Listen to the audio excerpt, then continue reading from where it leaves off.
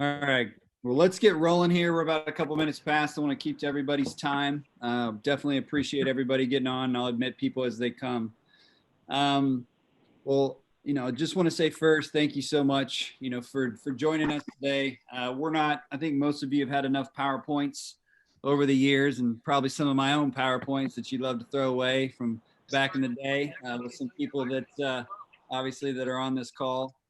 But really what we're going to do today is really, share our heart, what we're doing here with Start With Heart coaching. And then ultimately, Jeff's going to teach a little bit today. And I think that that's about what we're doing and why we're doing it. And really the understand, so you guys can understand it better. And then ultimately we're going to have somebody who's been in the work with us kind of just give you a quick testimonial at the end. But again, thank you so much, for being with us. The partnership with Jeff Schulte, who's on this call, with tinmancoaching.life. He's the founder and CEO. As most of you know, our heart beats really for leaders to really connect them not only at work, but also at home. And really where we're focusing not just what goes on as the conference room table, but also the dinner table. And so, as we know, a lot of executive coaching really is built around strategy, performance, execution, accountability, any development plans, process, and many other things that really focus on that intellectual and execution part of leadership. And there's a place for that for sure. And we're not here, to say there isn't. But that space is pretty crowded. I've had those coaches in the past. I've been a coach like that in the past. But sometimes they don't lead those transformational, impactful results that ultimately great leaders look for, and even transformational ones. And really what we're going to focus on is in the Start With Heart coaching is really focused on emotional intelligence. It's really dealing with the emotional awareness, emotional resilience, and emotional quotient part of leadership. It's really what Brene Brown talks about, if you know her. Susan David really speaks about. And if somebody's on mute, can you guys put on mute? Sorry, you guys are coming across. Thank you. And really what we want to focus on is really building that part of leadership. And that part of leadership is really critical to this next day and age. We have a lot of things that are going on in our country, and we're trying to pivot and we're trying to build more strategies or new revenue streams or whatever. But really we spend a lot of time practicing the intelligence part of leadership. And for us, we really want you to focus on those emotional sides of it, because we're really going to need that over the next 1, 2, 3, and even the next decade. Because every time we really try to work with our teams or work with our peers or working with our customers on the different ebbs and flows, and we need a place to really just go practice and share with like-minded professionals so we can actually go be better for our friends, for our family, for our peers, for the people we work with every day. And I'm not going to bring something to market or partner with anybody I haven't done myself. I've been doing this work for about 2.5 years with Jeff. It's been the most impactful thing that I've done in my life, just as it connected me to really who I am, what I'm at, and understand these emotions that I feel that I really don't know how to talk about or even go through. But I did that in a context of a group. And we might think, well, one-on-one coaching, Brad, or executive coaching can be done in with one-on-one. But what we're really focusing on, is the group side, is the group coaching side of it. There's a field out there called Interpersonal Neurobiology, and the leader in that, his name is Dr. Dan Siegel. And he's really outlined that people change the most in the context of community. Our brains are actually designed and rewired both positively and negatively based on the community we surround ourselves with and people we travel with. So say I'm telling a story about my life, about a certain leadership challenge, that's going to affect you and your story. And you can relate that to who you're doing each day in and day out. And maybe that could actually affect you as you really journey ahead. For us, what we want to do is that we really want you to understand that the brain is best changed, obviously in a circle of trust, but doing that with a group of people. And I'm not the one to be able to explain that. That is Jeff. And so what I want to do, Jeff is pass it to him. Jeff is the CEO, founder of tinmancoaching.life. He's a Yale graduate. He has his master's in theology, master's in divinity, highest honors of Western Seminary, tons of master's in counseling from Liberty University. He spent thousands of hours with business executives, many different industries, professional athletes, high-level coaches, Olympians. And what I want you to do, Jeff, is really first talk about why we need this as humans first, and then in the context of this community that we're talking about and traveling with 8 to 10 leaders on a journey like this, why it works so well. So I'm going to pass it to Jeff here right now, and have him talk a little bit about us first, because we need to understand us, and then really go from there.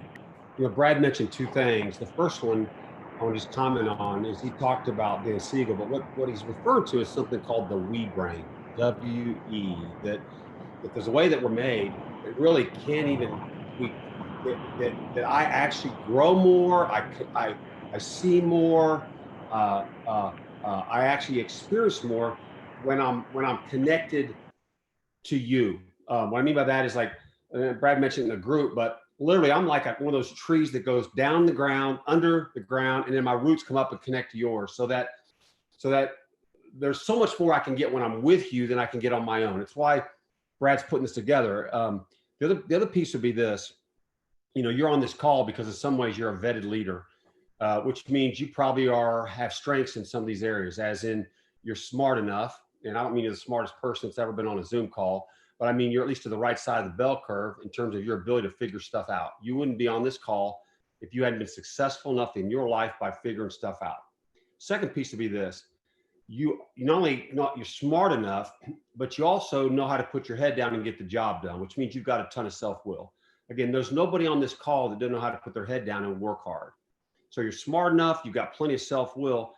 And my thought would be, you probably wouldn't be on this call either if there wasn't something about you that wanted to treat people well and do the right thing. If you didn't have some kind of North Star or some kind of magnetic north about how you wanted to live your life, which means this: you got tons of morality, you got tons of intellect, you got tons of self-will. The problem is all that makes us successful in many of areas of our life. But what we're learning, even about coaching, leadership, the role that you're in either at work or at home, is that this task-based, skill-based type coaching is very limited in terms of its actual outcome for change, for even equipping us as leaders.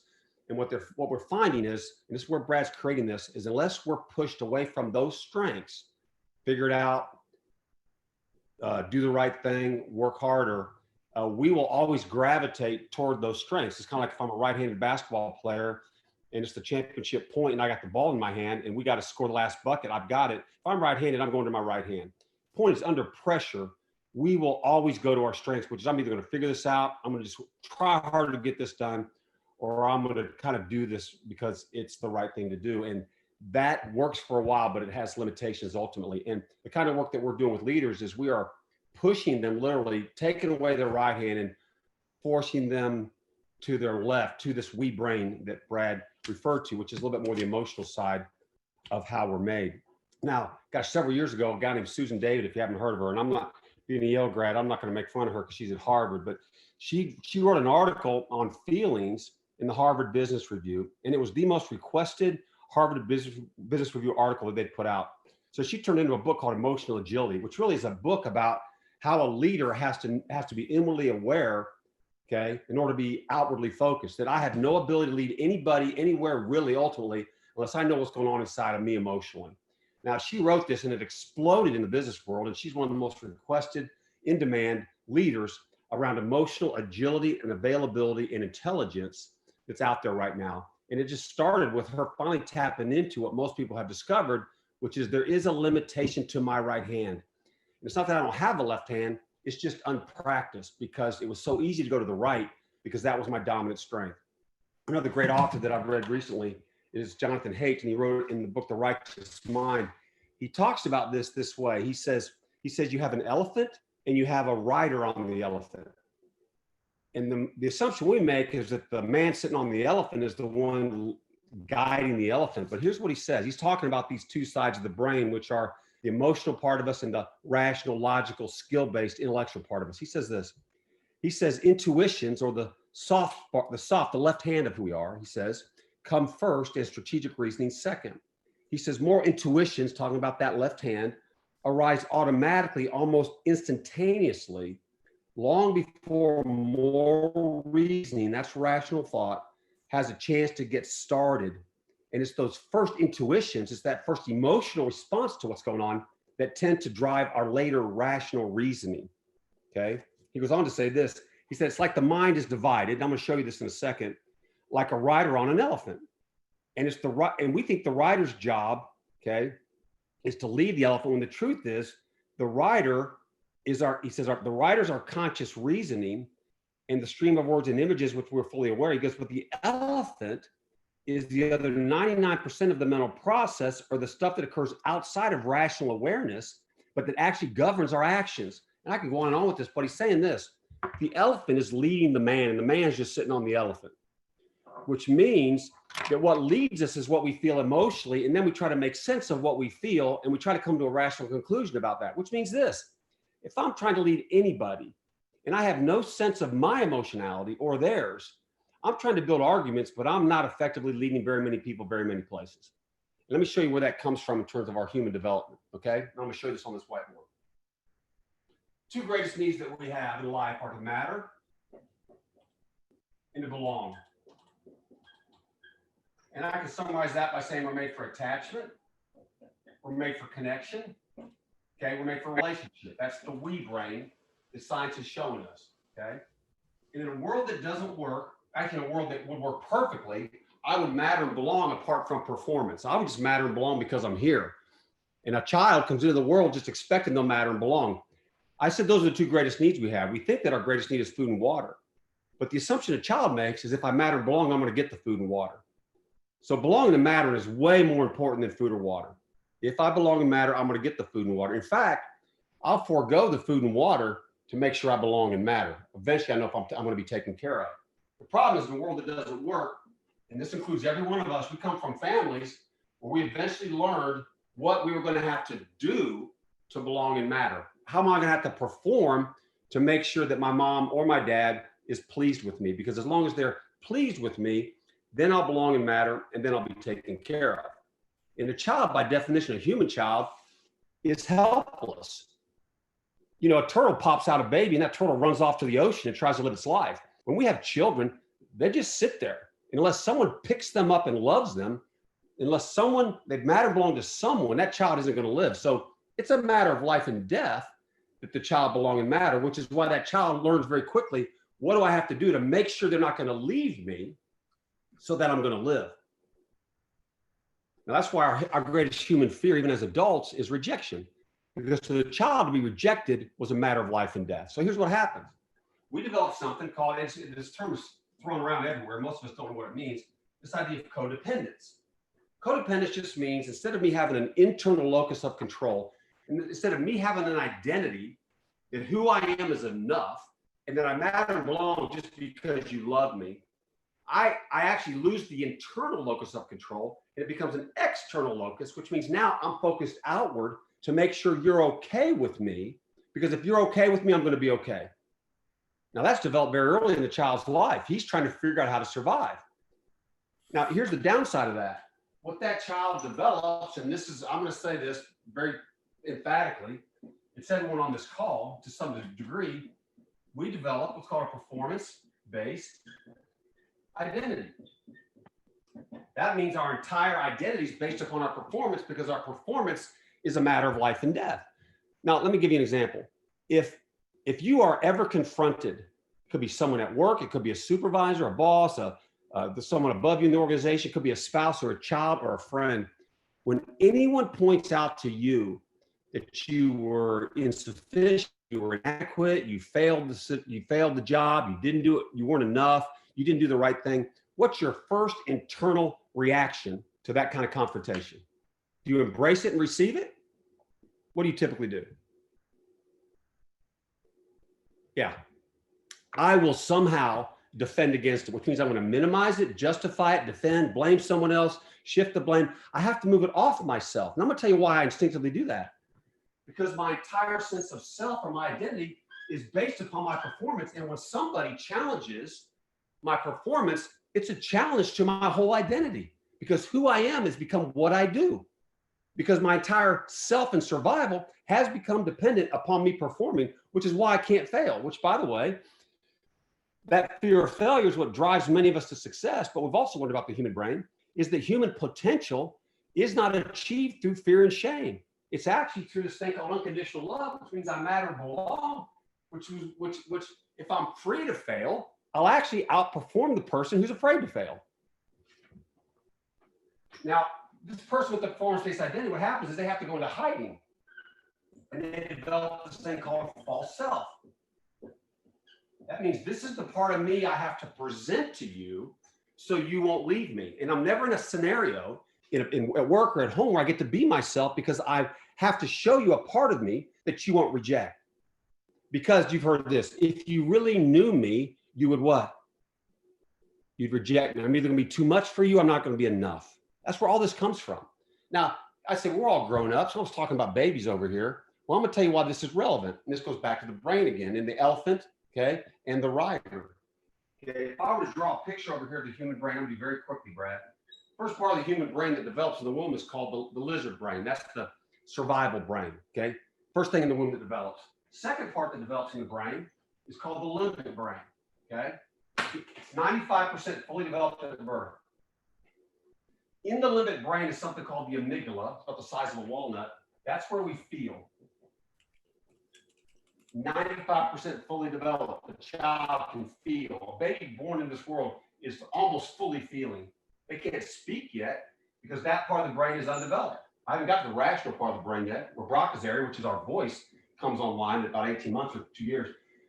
This part of the brain feels. Second thing it does is it remembers. It's the place of our long-term memory, which it makes sense. You know this. If you feel something deeply, you're going to be more likely to remember it. That's because it's in the same part of the brain. It's where I feel. It's where I remember long-term.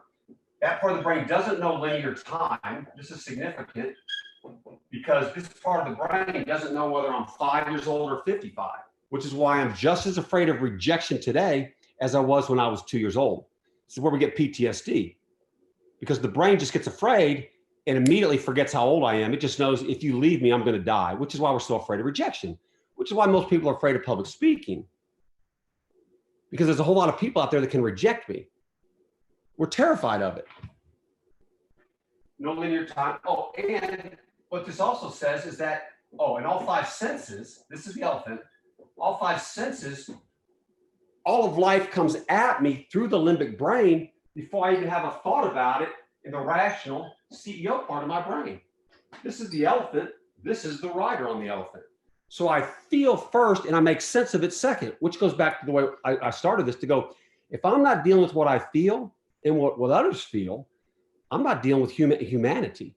And you say, well, my feelings don't always tell the truth. Well, they don't always tell the truth, but they do always tell the truth about me. I've got 6 children, and they've all been this way, where something happens in the night where they're afraid of the boogeyman in the closet. Now, the boogeyman's not true. He's never been in the closet. But I'll tell you what is true. What is true is that child's afraid. And that child cries out in their fear for me, who goes in and lays on the bed next to them, and they fall asleep. You see that? We feel first, we think second. And then we try to make sense of what we feel by what we think. And the reason I'm showing you this, okay, is because it relates to this. I'm still performing, and that performing is a matter of life and death.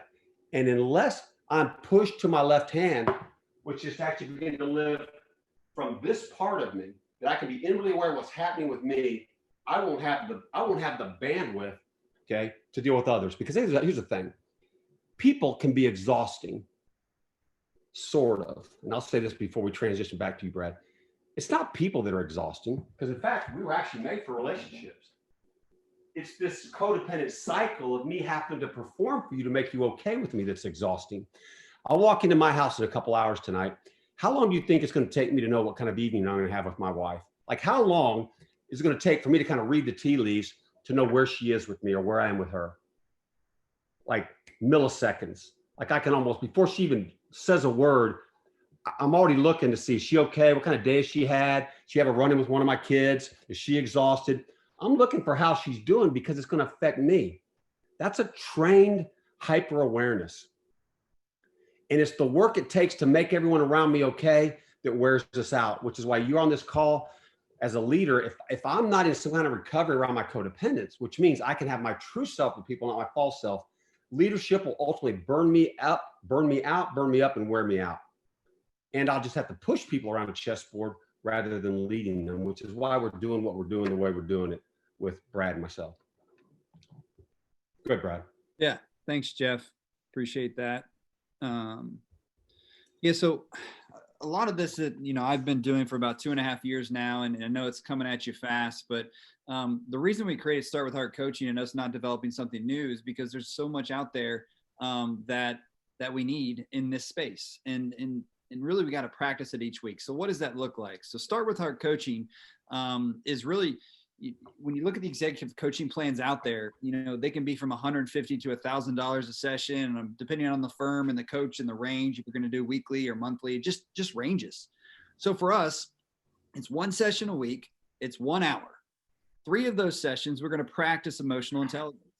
We're going to actually lean into our emotional awareness, resilience, talk about emotions, feelings, what that means personally, professionally.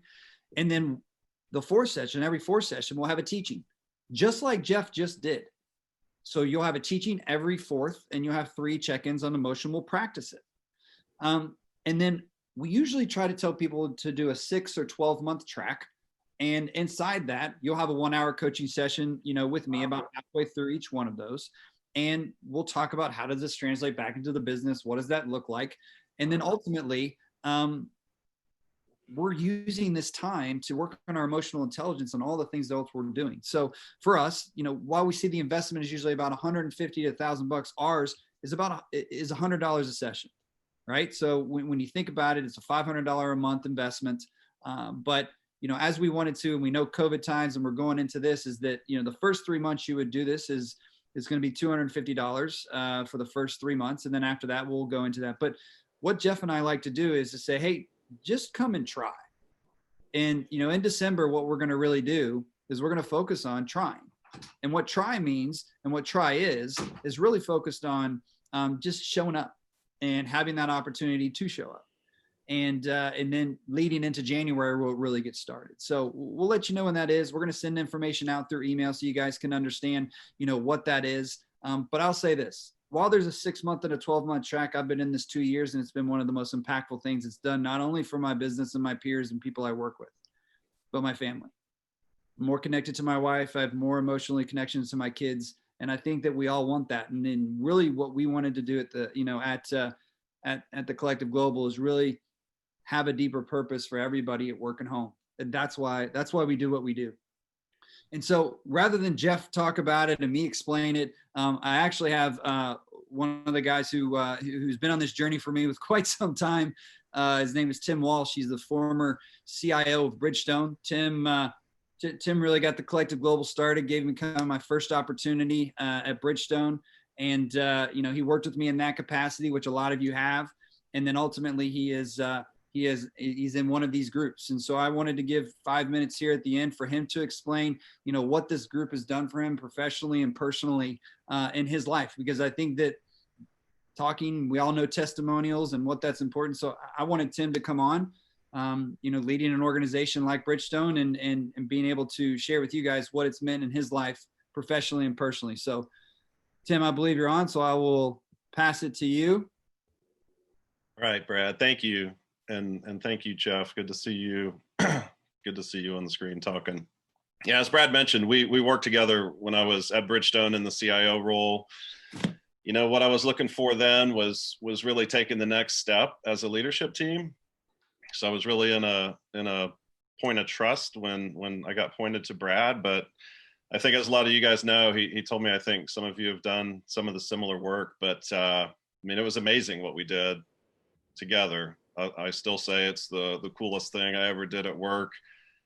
And I truly mean that. And it was because it was so simple. It came down to trust. We were at a point where we really needed to take that next step as a team, as a leadership team. And what we did was so simple, but was so powerful that I still really can't believe it to this day. I still will have discussions with people, even though I retired a couple years ago. I've been out of that CIO role for, I guess, 4 years now, and still people are impacted by that. But soon after I retired, Brad came to me about this opportunity with Jeff. And again, we had coffee, and he said some words like he probably said right now, which I didn't totally understand, but I just trusted Brad and gave it a shot. I didn't really know what I needed, but I knew how cool the work was I had done with Brad in the past. So I went to this group. So I show up in this group, you know, there's whatever, 8 people in a circle and some guy named Jeff. And we start talking about emotions. And, you know, bottom line, I'll just be honest, I didn't understand emotions. I didn't understand myself.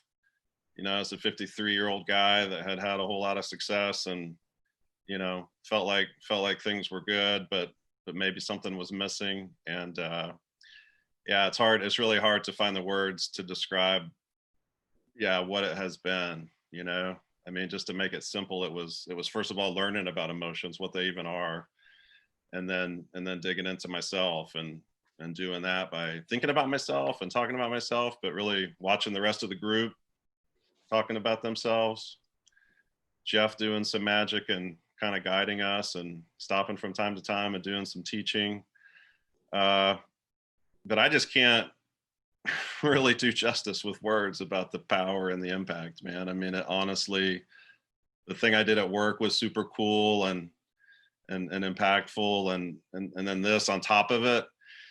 The main thing for me is I just keep wishing that I would have known all this earlier. You know, we've got some younger guys in the group, and I look at them and I think, damn, you know, to have this stuff in my tool belt for my family, number one, like I regret all the time that I didn't know what I'm learning now when my kids were younger. And then secondly, I'm not working anymore, but it would have been super powerful at work as well. And I know probably sitting there, it was the same with me when I was having coffee with Brad. I kind of like, you know, what are you talking about? But I would just say to follow Brad's advice and just give it a try. The investment to check this out and see what it is tiny. And I would be amazed if all of you didn't have the same kind of experience. Because again, I walked into the room with 8 strangers and we're all still there today. And I love every one of those guys. And I love Jeff. And I've told Brad, thank you 100 million times because of the impact it's had on my life. So, and my family's life. And again, if I was still working, I know it would have a huge effect on the people I care about at work as well. So I will leave you with that.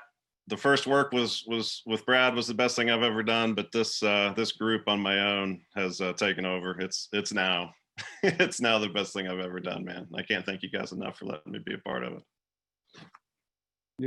You're a treasure, Tim. We love you, man, and thanks for that, and I appreciate that. And you know, like I said, all that Jeff and I want you to do, guys, is just try it out and see it. You know, you mean something to me if you got an email from me on this, and I feel like this is something that can really push you guys in your leadership growth and what you're doing. And I care about your families as much as I care about what you do every day.